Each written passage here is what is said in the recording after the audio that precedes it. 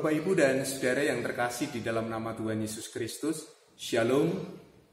Damai sejahtera kiranya menaungi kehidupan kita dan kiranya berkat penyertaan Tuhan senantiasa menaungi kita di tengah pergumulan kehidupan kita yang berat, di tengah pergumulan kita yang terkadang membuat kita tidak tahu lagi harus berbuat apa, di tengah kegalauan dalam kehidupan kita tetap percaya bahwa Tuhan akan tetap terus berkarya dalam hidup kita bersama. Mari bersama kita akan bersama renungkan firman Tuhan dan kita akan persiapkan hati dan pikiran kita di dalam doa. Kita berdoa. Bapa kami dalam surga, mengucap syukur untuk hari ini ketika kami boleh bersama-sama kembali membaca dan merenungkan firman-Mu. Kiranya Roh Kudus yang terus memberikan kekuatan baru kepada kami sehingga kehidupan kami semakin benar dan kami percaya Bapa terus menaungi kehidupan kami semua. Terima kasih Bapa, dalam Yesus kami memohon. Amin. Firman Tuhan hari ini terambil dari kitab Perjanjian Lama, yaitu kitab Amsal, pasal yang ke-24, ayat yang ke-15 sampai dengan yang ke-20. Amsal, pasal yang ke-24, kitab Perjanjian Lama, ayat yang ke-15 sampai dengan yang ke-20. Demikian firman Tuhan. Jangan mengintai kediaman orang benar seperti orang fasik. Jangan merusak rumahnya. Sebab 7 kali orang benar jatuh, namun ia bangun kembali. Tetapi orang fasik akan roboh dalam bencana. Jangan bersukacita kalau musuhmu jatuh. Jangan hatimu beria-ria kalau ia terperosok, supaya Tuhan tidak melihatnya dan menganggapnya jahat, lalu memalingkan murkanya daripada orang itu. Jangan menjadi marah karena orang yang berbuat jahat. Jangan iri kepada orang fasik, karena tidak ada masa depan bagi penjahat. Pelita orang fasik akan padam. Demikian jauh pembacaan firman Tuhan. Yang berbahagia adalah setiap kita yang mau membaca, mendengar, mempergumulkan, memelihara, dan melakukan firman Tuhan ini dalam hidupnya hari lepas hari. Terpujilah nama Tuhan. Bapak, Ibu, dan Saudara yang dikasihi oleh Tuhan Yesus Kristus, berbicara tentang kegagalan, siapapun pernah mengalami yang namanya kegagalan. Kalau kita bertanya kepada setiap orang yang kita jumpai, yang kita kasihi, yang kita kenal, dan kemudian kita bertanya, apakah Anda pernah mengalami kegagalan? Serentak mereka pasti akan memberikan jawaban, pasti. Dan ketika kita minta, ceritakan kegagalan Anda dengan semangat, setiap orang pasti akan mudah sekali bercerita tentang kegagalannya. Mudah sekali untuk bercerita tentang ketidakberhasilannya. Bahkan tidak jarang masih dengan menguraikan air mata, dengan rasa pilu yang mendalam, karena merasa seolah-olah dunianya runtuh, seolah-olah kehidupannya sudah hancur, seolah-olah tidak ada masa depan lagi. Namun demikian Bapak, Ibu, dan Saudara, ketika cerita berakhir, kita diberhadapkan kepada sebuah kenyataan bahwa dia mampu bertahan. Itu yang luar biasa. Dia mampu tetap bertahan, tidak menyerah. Dan kemudian di akhir cerita, seseorang bisa saja mengatakan bahwa justru melalui itulah iman saya menjadi kuat. Justru melalui peristiwa kegagalan itulah iman saya kemudian terbangun. Kehidupan iman saya terdorong menjadi lebih baik lagi sampai dengan saat ini. Bersyukur Bapak, Ibu, dan Saudara kalau itu yang terjadi. Tetapi beberapa orang masih terisak-isak. Masih ada kemarahan, masih ada iri hati, masih ada sesuatu yang mengganjal, masih ada akar pahit, menjadi sebuah trauma. Sehingga beberapa orang tidak mampu untuk bangkit, tidak mampu untuk kemudian menata diri, belum bisa menemukan apa makna kegagalan itu dalam kehidupannya. Bahkan mungkin beberapa orang masih dan sedang mengalami yang namanya kegagalan itu sendiri. Dan rasanya dunia menjadi gelap. Dunia menjadi hitam. Dan seolah-olah tidak ada harapan di masa yang akan datang. Bahkan beberapa orang mengambil jalan pintas dengan mengakhiri kehidupan. Bapak, Ibu, dan Saudara, kehidupan kita adalah anugerah. Dan kalau itu adalah anugerah, itu pasti menunjukkan kepada kita bahwa kehidupan kita itu sebenarnya indah di dalam Tuhan. Bapak, Ibu, dan Saudara, mari kita melihat bersama bagaimana kita berproses ketika mengalami kegagalan. Beberapa orang kemudian mengevaluasi, mengapa saya gagal? Dia mencoba mengkalkulasi, mencari-cari, dan kemudian berpikir lebih dalam lagi, mungkin di bagian rencana, mungkin di bagian rancangan, mungkin di bagian akhir, mungkin ada yang terlewat, dan seterusnya. Dan kalau kemudian menemukan, oh ini masalahnya. Dan dengan masalah itu kemudian apa? Ada dua kemungkinan. Dia menyalahkan apa yang menjadi persoalan itu, atau kemudian memperbaiki di masa yang akan datang. Dan pilihan ada pada yang bersangkutan. Apakah dia mau terpuruk kembali dalam kegagalan, meratapi keadaan, ataukah kemudian menata kehidupannya menjadi lebih baik? Bapak, Ibu, dan Saudara, sebagian orang kemudian mencari kambing hitam, mencari pihak yang dipersalahkan, entah itu keadaan, orang-orang yang ada di sekitarnya. Wabah yang saat ini masih harus kita hadapi. Beberapa orang terpuruk, kondisinya tidak bagus, dan bisa saja kemudian kita mengalami kegagalan yang mendalam. Mengapa wabah ini harus terjadi, Tuhan? Pertanyaan yang terus ditanyakan kepada Tuhan oleh banyak orang. Bapak, Ibu, dan Saudara, mencari kambing hitam, pihak yang dipersalahkan juga tidak akan pernah mengubah keadaan. Tidak akan pernah mengubah situasi. Karena realitanya, karena kenyataannya, sesuatu yang tidak menyenangkan itu ada di depan kita. Sesuatu yang tidak menyenangkan itu benar-benar nyata di depan kita. Dan kita dituntut untuk merespon, bersikap. Tentu dalam hal ini akan menentukan apakah kita menjadi orang-orang yang sudah dewasa dalam iman, ataukah kita masih anak-anak dalam kehidupan beriman kita. Bapak, Ibu, dan Saudara, membaca Amsal secara utuh, kita bisa menemukan bagaimana penulis Amsal ini menemukan banyak sekali kata-kata mutiara. Diyakini penulisnya adalah Raja Salomo yang berkuasa pada masa itu.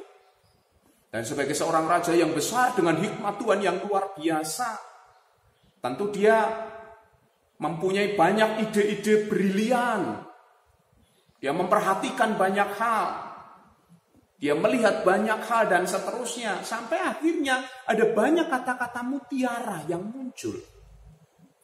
Belajar dari situ, Bapak, Ibu, dan Saudara. Sebenarnya setiap pengalaman kehidupan kita dengan berbagai macam dinamika yang ada di dalamnya, sebenarnya Tuhan sedang menyematkan sesuatu di dalamnya. Dalam setiap peristiwa yang terjadi di sekitar kita, kalau kita mau peduli dan paham, paling tidak kita mau memperhatikan, Tuhan sebenarnya mau menunjukkan sebuah kebenaran.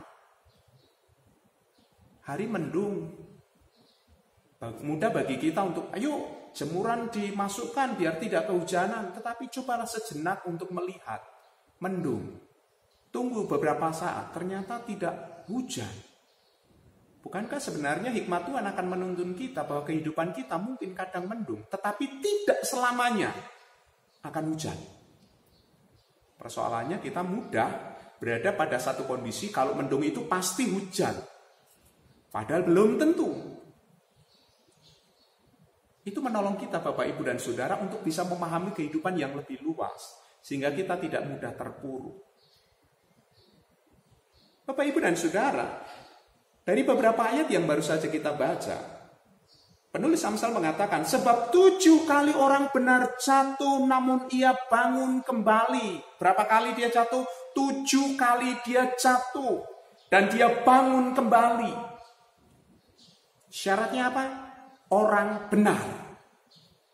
Bapak, Ibu, dan Saudara, kita hanya bisa melihat karya Tuhan kalau kita hidup dalam kebenaran firman Tuhan. Kita hanya mampu bertahan dan tidak pernah menyerah kalau kita tetap menjadi orang benar. Jangan biarkan kejahatan orang lain, kondisi yang buruk, kondisi yang tidak menyenangkan itu mengubahmu menjadi orang jahat. Kalau engkau sakit dipukul oleh orang lain, mudah bagi kita untuk membalasnya. Lalu apa bedanya kita dengan dia? Bahkan orang katakan pembalasan itu lebih kejam, kita lebih jahat daripada perilakunya.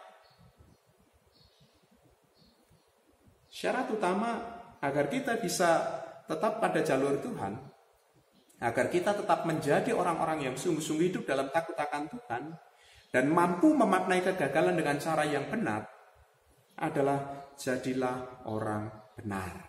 Benar bukan menurut diri kita sendiri. Karena memang setiap orang punya nilai kebenarannya sendiri-sendiri. Setiap orang punya egonya masing-masing. Benar yang dimaksudkan adalah menurut Tuhan. Ingat kata-kata Tuhan Yesus. Akulah jalan dan kebenaran dan hidup. Kebenaran menurut Tuhan. Benar menurut Tuhan. Bukan menurut kita. Maka tepat kalau kita kemudian dalam setiap kegagalan yang kita hadapi, kita kembali kepada rancangan awal Allah. Di dalam kitab Kejadian pasal yang pertama ayat 31, Allah melihat bahwa segala yang diciptakannya itu sungguh amat baik. Luar biasa bukan? Ketika kita melihat segala sesuatunya sungguh amat baik, itu akan menghindarkan kita kepada sikap-sikap yang tidak benar. Akan menghindarkan kepada kita sikap-sikap yang marah berlebihan. Akan menghindarkan kepada kita kepada sikap-sikap yang menjadi orang fasik dan seterusnya. Bahasa kerennya Bapak Ibu dan Saudara, tetaplah berpikir positif. Positive thinking. Melihat segala sesuatunya baik dalam kacamata Tuhan. Bukan menurut kita. Tetapi dalam kacamata Tuhan. Kegagalan bukan akhir dari segala-galanya kalau kita tetap menjadi orang benar. Yang kedua Bapak Ibu dan Saudara, jangan mengintai kediaman orang fasik. Jangan mengintai kediaman orang benar seperti orang fasik. Lompat, jangan bersuka cita karena kalau musuhmu jatuh, jangan hatimu beria-ria kalau ia terperosok. Jangan menjadi marah karena orang berbuat jahat. Jangan iri kepada orang fasik. Bapak Ibu dan Saudara, Amsal memperingatkan kepada kita agar kamu itu jangan berubah menjadi tidak benar ketika engkau mengalami kegagalan. Artinya apa? Setiap kita itu punya tanggung jawab untuk memilih. Untuk memilih apa? Menjadi benar atau menjadi fasik. Itu pilihan ada pada diri kita. Jangan kita dikuasai oleh keadaan. Jangan kita dikuasai oleh perasaan. Bahasa anak muda sekarang itu baper, gampang baper. Waspada ketika kita memakai media sosial, Bapak Ibu dan Saudara. Kalau ngetik itu dengan jari, jangan dengan hati. Karena banyak kasus terjadi, pertentangan terjadi, kemarahan muncul gara-gara media sosial. Karena apa? Ngetiknya bukan dengan jari, tetapi dengan hati, baper. Mungkin orang berpikir lain, tetapi kita nangkapnya beda, akhirnya salah paham. Bapak, Ibu, dan Saudara, setiap kita bertanggung jawab dengan apa yang kita lakukan. Setiap kita itu punya peran. Sejak awal Allah menciptakan manusia menurut gambar dan rupa Allah. Allah menghendaki kita untuk menjadi penolong yang sepadan, bukan hanya kepada pasangan kita, bukan hanya kepada keluarga kita, tetapi kepada sesama, setiap orang. Artinya kita diminta untuk proaktif, bukan reaktif. Reaktif itu hanya melakukan sesuatu berdasarkan keadaan. Kalau aku dipukul, aku balas mukul. Hanya semacam mekanisme pertahanan diri. Berbeda jauh dengan proaktif. Proaktif itu bertindak terlebih dahulu, mengambil keputusan yang matang. Dia mempunyai pertimbangan ketika mengambil sebuah tindakan. Ini penting Bapak, Ibu, dan Saudara, agar kita tidak dikuasai oleh keadaan, oleh perasaan, bahkan oleh kejahatan-kejahatan orang lain yang ada di sekitar kita. Jangan iri kepada orang fasik, orang jahat. Gak usah iri. Bapak, Ibu, dan Saudara yang terkasih dalam nama Tuhan Yesus Kristus, kita tetap menjadi orang benar. Yang kedua, kita bertanggung jawab dengan apa yang harus kita lakukan di dalam kehidupan iman kita.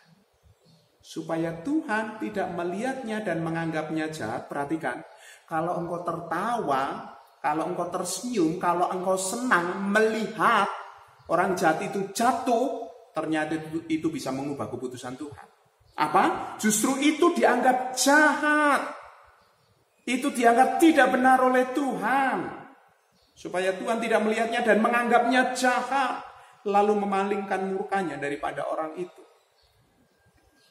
Artinya apa, Bapak, Ibu, dan Saudara? Penentu utama, otoritas utama dalam kehidupan iman kita adalah Tuhan. Engkau bisa merancang kehidupanmu sebaik mungkin. Engkau bisa mempersiapkan kehidupanmu sebaik mungkin. Engkau bisa a priori, engkau bisa berasumsi, engkau bisa merancang segalanya sesuai dengan pengetahuan yang engkau miliki. Tetapi ingat, Tuhanlah penguasa utama dalam kehidupanmu. Tuhan yang punya otoritas mutlak, otoritas kita itu di bawah otoritasnya Tuhan. Kekuasaan kita itu di bawah kemahakuasaan Tuhan. Bapak, Ibu, dan Saudara, ketika kita menempatkan Allah pada posisinya sebagai penguasa mutlak atas kehidupan kita, yang berotoritas penuh atas kehidupan iman kita, maka kita akan bisa rela. Ketika menghadapi keadaan buruk, memang kadang kita harus rela. Kadang seolah-olah kita menjadi korban. Tetapi ketika kita ikhlas rela, disitulah Tuhan mau menunjukkan kuasanya. Disitulah Tuhan akan terus berkarya. Paulus memberikan kesaksian luar biasa ketika dia berkata, dalam kelemahanku kuasa Tuhan dinyatakan. Dalam ketidakberdayaan kita, sebenarnya kita sedang dituntun, sedang diajari oleh Tuhan untuk melihat keperkasaan Tuhan. Siapa di antara kita yang mau sakit? Kalau kita boleh memilih, tidak ada orang ingin sakit. Tapi kenyataannya penyakit itu bisa datang kapan saja. Apakah Tuhan tidak punya kuasa dalam hal ini? Melalui sakit sebenarnya Tuhan sedang mengajarkan kepada kita betapa berharganya kehidupanmu. Banyak pengalaman berharga mereka yang hampir dihampiri oleh maut dan kemudian tertolong, biasanya cara pandangnya terhadap kehidupan berubah.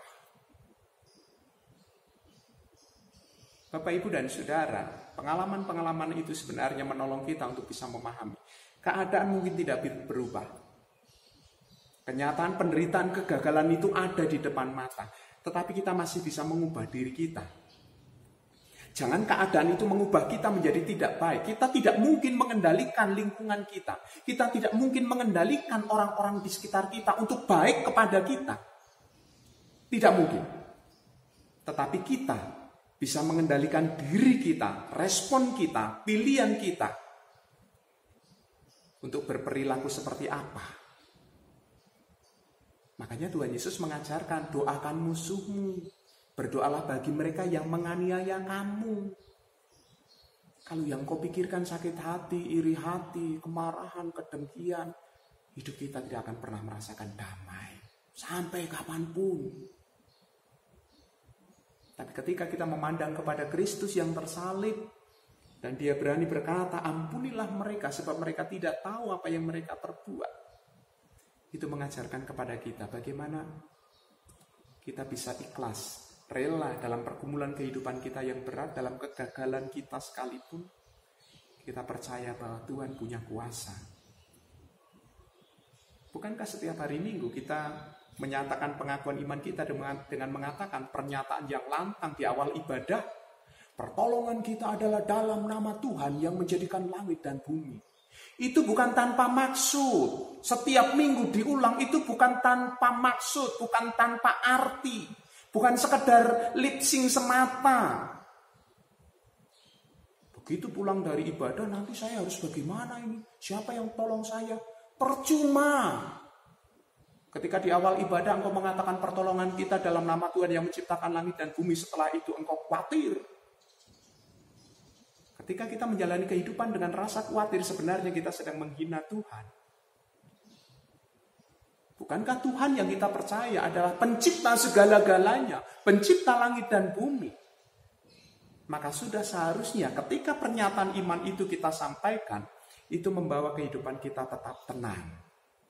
Di dalam proses berbagai macam pergumulan hidup kita tetap percaya. Kegagalan itu kadang-kadang bisa menjadi batu pijakan kita untuk melompat lebih tinggi. Kegagalan itu seperti mundurnya seorang pemain sepak bola untuk mengambil ancang-ancang dan kemudian dengan kecepatan tertentu dia berlari dan kemudian menendang bola sekuatnya. Kegagalan bisa kita maknai apapun, tergantung kepada kita. Bapak, Ibu, dan Saudara, firman Tuhan hari ini mengingatkan kita, kegagalan bukan akhir dari segala-galanya. Yang perlu kita lakukan hanya jangan menyerah. Ada makna penting yang Tuhan mau sampaikan kepada setiap kita. Tetaplah menjadi benar. Bukan menurutmu sendiri tentunya, tetapi menurut Tuhan. Kemudian ambil tanggung jawab. Sebagai siapapun engkau, kita bertanggung jawab dengan kehidupan kita. Yang ketika tempatkan Tuhan sebagai penguasa mutlak atas kehidupan kita. Maka meskipun kita gagal, kita percaya Tuhan punya kuasa untuk mengubah itu menjadi kebaikan bagi kehidupan kita bersama. Amin. Mari kita akan tutup bersama di dalam doa. Firman-Mu menguatkan kami Bapa untuk tetap terus percaya bahwa kuasa-Mu dinyatakan dalam hidup kami, dan Roh Kudus menuntun kami di tengah kegagalan kehidupan kami tetap percaya dan kami tidak menyerah. Bapa terus berkarya dalam kehidupan kami. Terima kasih untuk semuanya Bapa. Ampuni dosa-dosa kami. Dalam Yesus Kristus kami telah berdoa dan mengucap syukur. Amin. Kiranya Tuhan memberkati kita dan Shalom.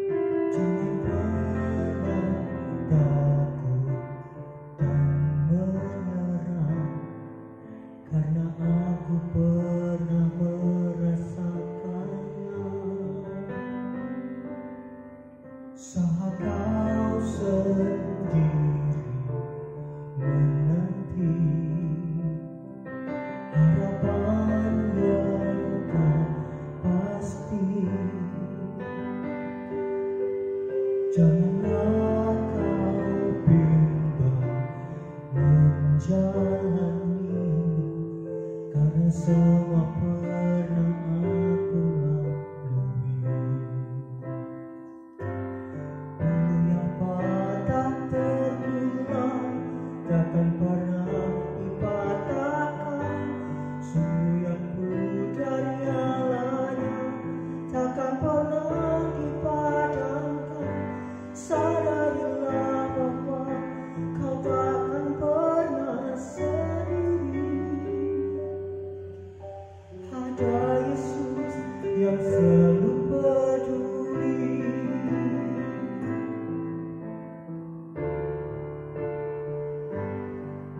Saat kau sendiri menanti harapan yang tak pasti, jangan